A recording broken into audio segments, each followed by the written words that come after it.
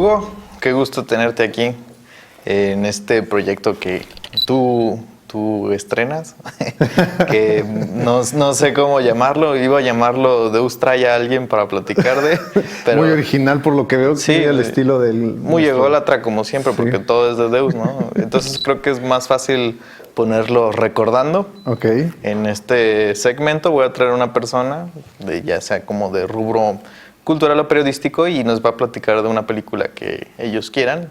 Y tú, de todas las que pudiste elegir y de las que me habías antojado, porque tenías ahí Payasos Asesinos del Espacio Exterior, que yo tengo una maestría en Payasos Asesinos del Espacio Exterior, pero elegiste 7 psicópatas y un perro. Así es. Deus. Bueno, te voy a platicar brevemente cómo fue el proceso de selección de esta película. Por supuesto, pues yo sé que es un poco difícil para las personas que no están pensando en su película favorita todo el día, pero ¿cuál fue el proceso? Yo creo que estarás de acuerdo, Deus, que cuando te piden que hables acerca de una película que es tu favorita, lo más fácil y sencillo es tener como un abanico de selecciones de acuerdo al género, de acuerdo al director.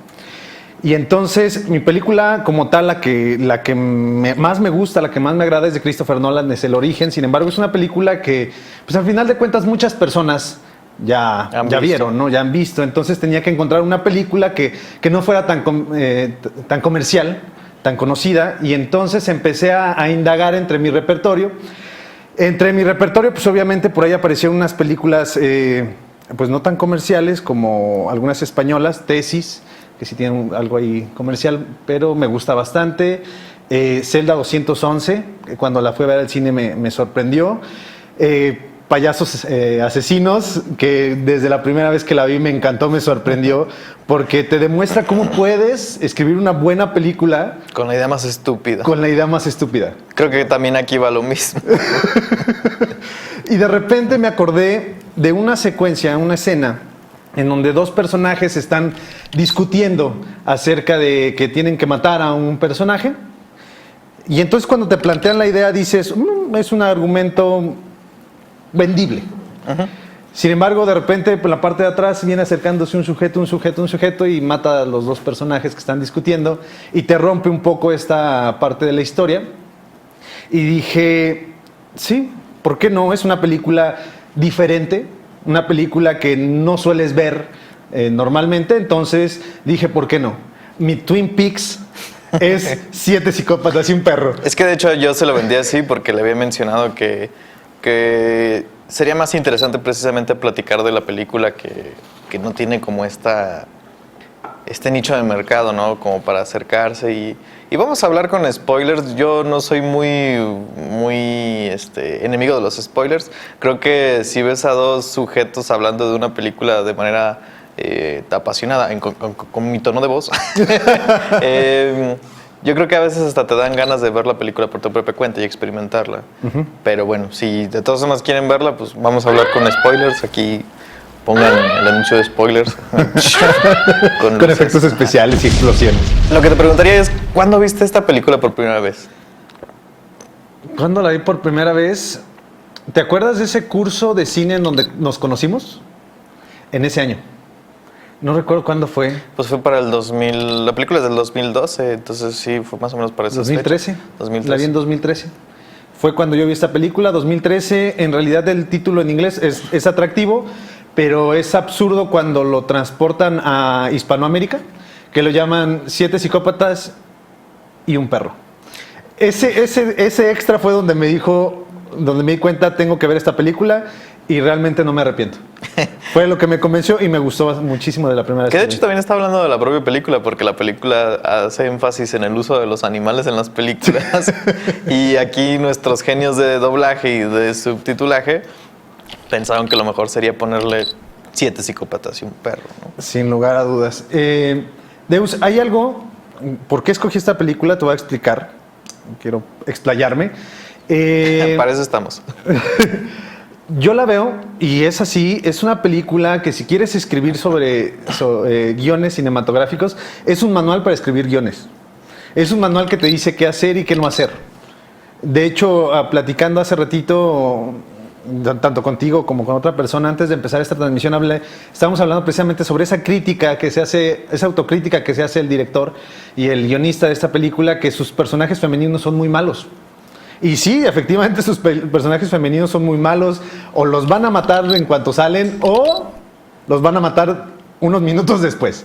Y lo dice tal cual. Sin embargo, toda la película te va narrando cómo escribir un guión, cómo tienes que empezar a formular todos los cuestionamientos que deben de plantearse en el guión, el argumento, las líneas argumentales, los personajes, todos los conflictos, la tensión se maneja de una forma muy buena, pero al mismo tiempo un tanto risible, con personajes absurdos.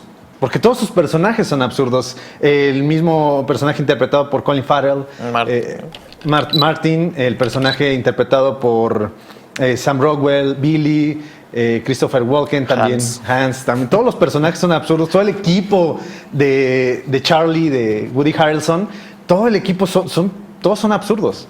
Y eso lo hace divertido. Bueno, habría que decirle al público, es una película de Martin McDonagh. Martin McDonagh es muy conocido el año pasado. De hecho, el año pasado no hablamos de él. El año antepasado, sin las cámaras, hablamos de él, que es el que hizo 3 anuncios por un crimen. Y él, de hecho, había salido de hacer una de mis películas favoritas también, que es En Brujas. Pero es un director muy lento en este sentido, porque generalmente él se dedica más en las cuestiones teatrales.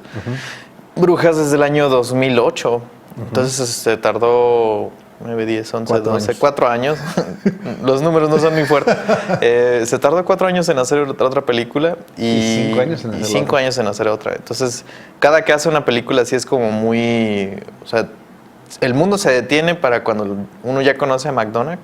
Y precisamente también es algo que estaba platicando contigo, que ya en perspectiva, ya sabiendo más del trabajo de McDonagh, queda debate si lo que está diciendo sobre el tratamiento de sus personajes femeninos o es un cliché dentro del propio sistema de Hollywood o es se está tirando piedras a sus propias fallas, ¿no? Porque cuando tú ves toda su obra, muy pocos personajes femeninos tienen como este peso. Que lo dijiste también, ¿no? En el caso de 3 anuncios por un crimen, a pesar de que es protagonizada por una mujer, sí, es un personaje muy masculino. Es un personaje que, pues, al final de cuentas, deja todas sus feminidades para ser como, pues, la encarnación de la ira. Sí, sin duda. Y aquí lo curioso es que también es una película que, digo, McDonagh no rompe el molde, porque hay cientos de películas sobre cómo escribir. Y también películas que hablan sobre cómo escribir dentro de la propia película. ¿No? Y dentro de propia... está en California, si no me equivoco, ¿no? O sea, toda esta área de Hollywood, incluso puedes recordar cosas como...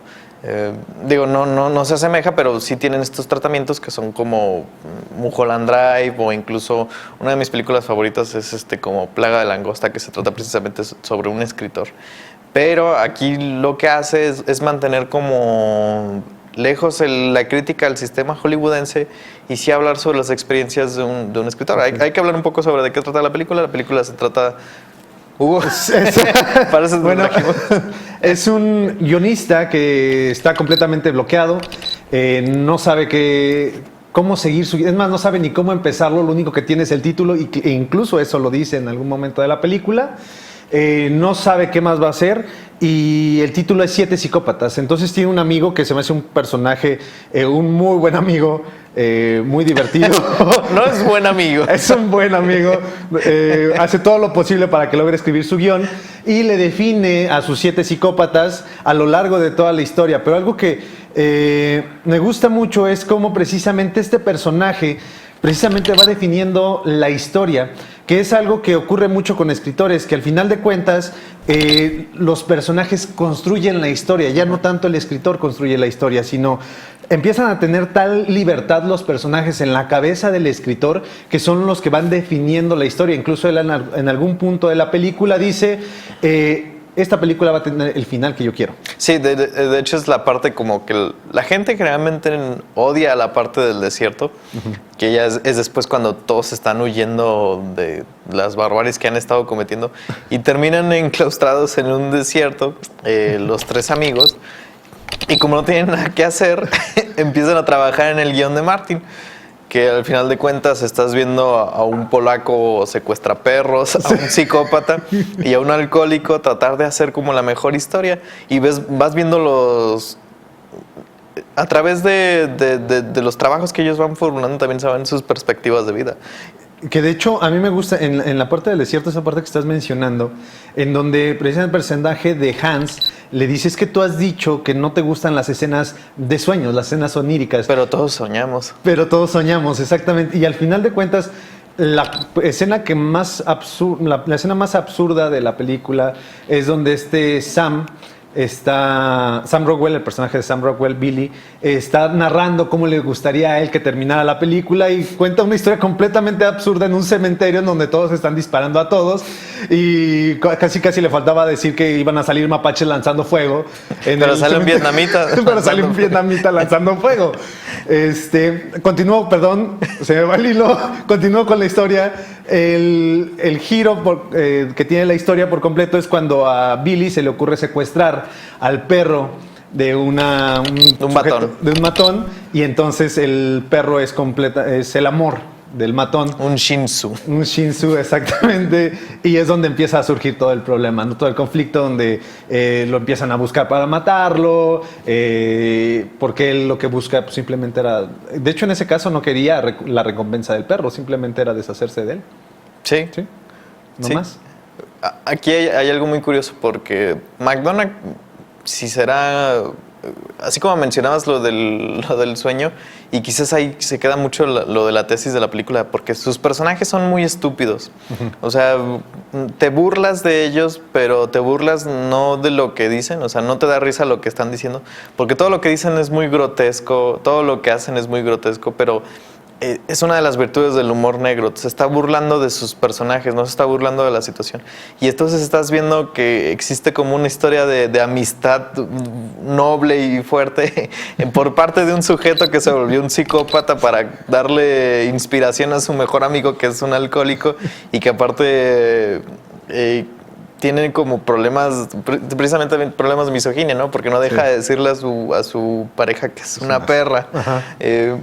Y también creo que queda muy, muy ejemplificado cuando todos los guiones que estás viendo ficticios, porque lo interesante de la película es que es un guión dentro de un guión de una serie de guiones. Exactamente. Entonces, vas viendo los guiones que van trazando los personajes, son pésimos. Todos tienen las peores ideas.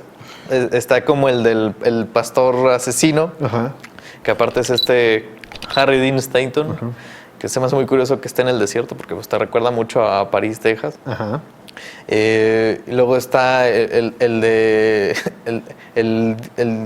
matadero del final. Y hay uno que es el del personaje vietnamita, que va evolucionando conforme va la trama, porque deja de ser una película sobre asesinos y terminan tratando como de darle paz, que precisamente es en esta parte del desierto.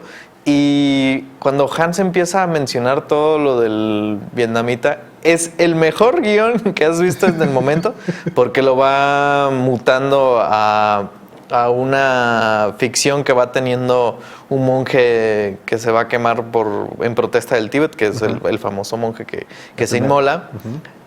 Y queda bello, pero al final de cuentas todo lo arruina, porque empieza a decir, sí, aparte tú dices que soñar es como maricones, ¿no?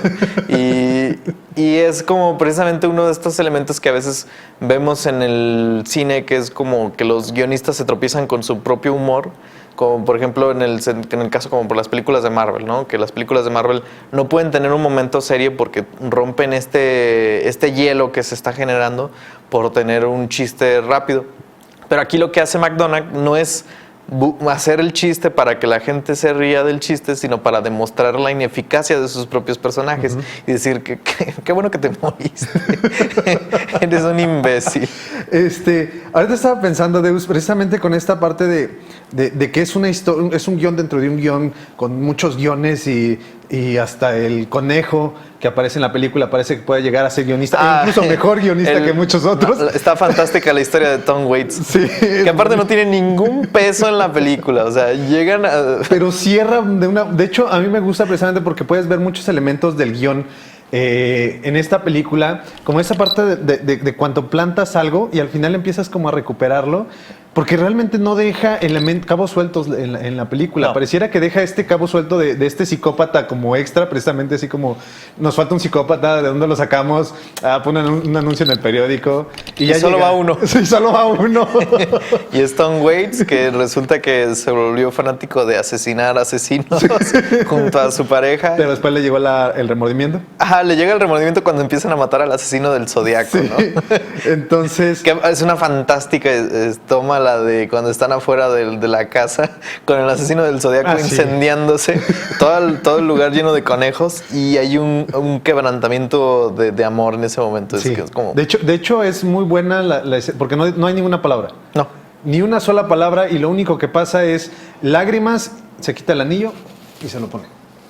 Y se va. Y se va. Y no necesitas ni una sola palabra, ¿no? Son elementos que vienen del guión y que realmente demuestran la importancia de Entonces, por eso a mí se me hace también muy buena película.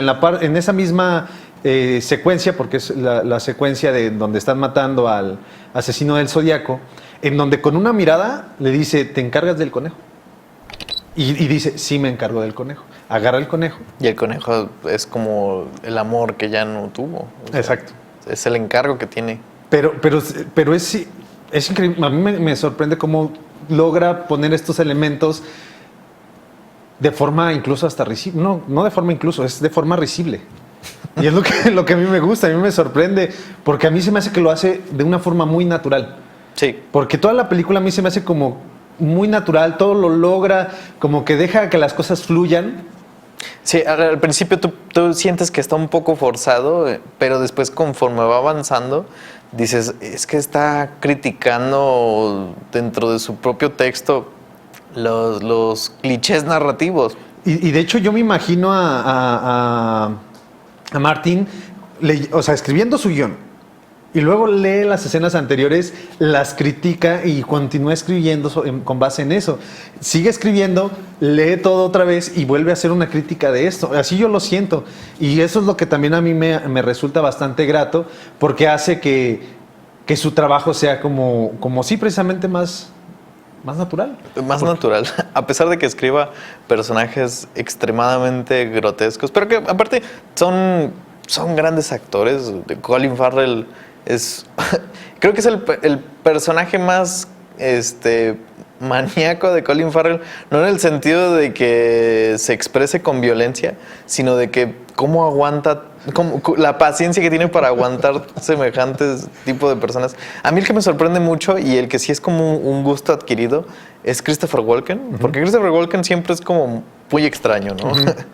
Actúa muy extraño, pero aquí se ve demacrado, se ve totalmente triste por lo que le va sucediendo a través de la película.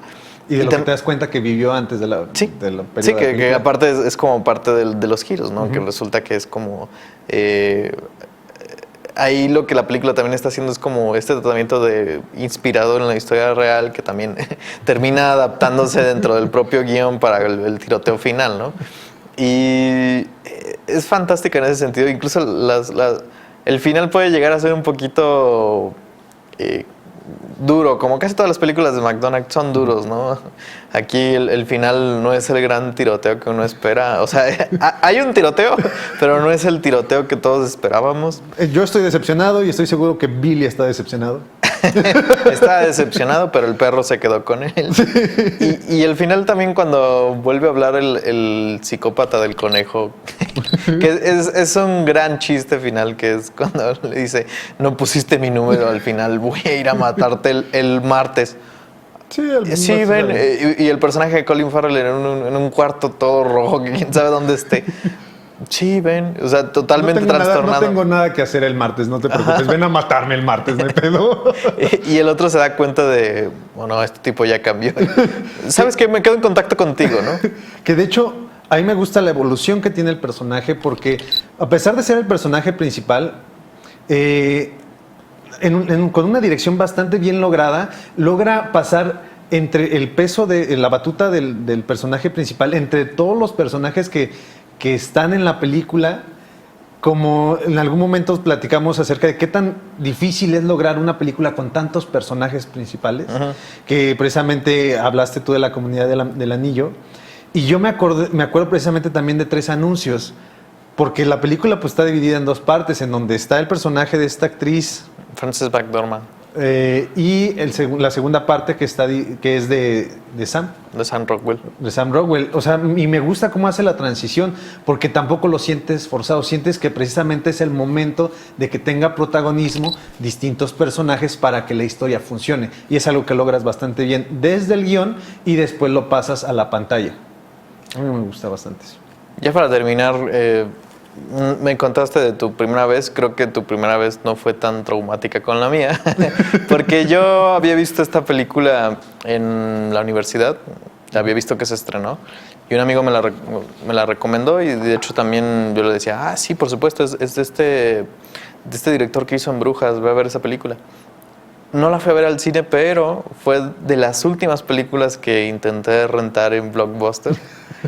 La renté junto a una película que se llama The Idols of March, que es con Ryan Gosling y George Clooney. No me acuerdo cómo le pusieron aquí en México.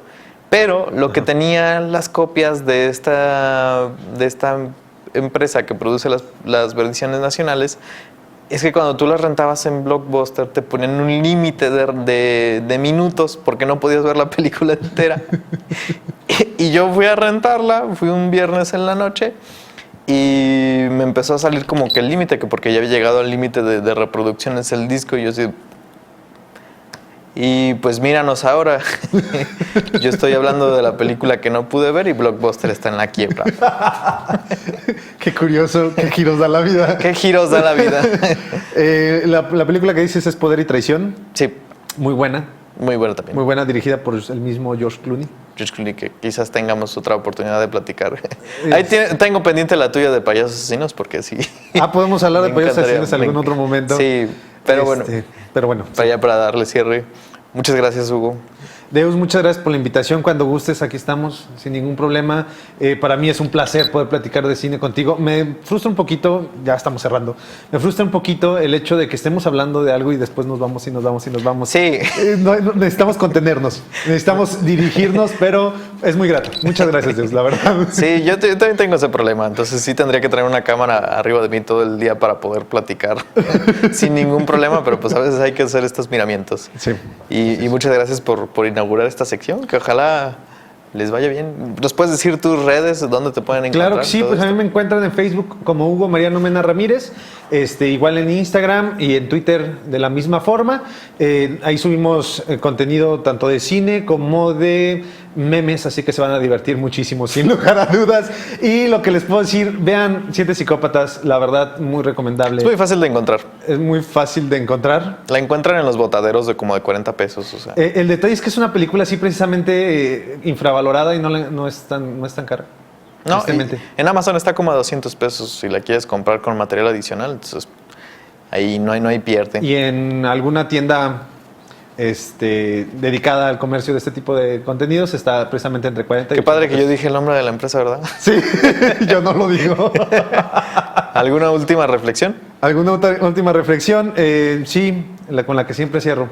El cine es la oportunidad que tiene la fantasía de ser realidad y la realidad de ser fantasía. Bueno, por el amor de Dios, no le digan a sus parejas que su anterior pareja les contagió clamidia. Eso es lo que me deja de lección la película. Nos vemos. Nos vemos.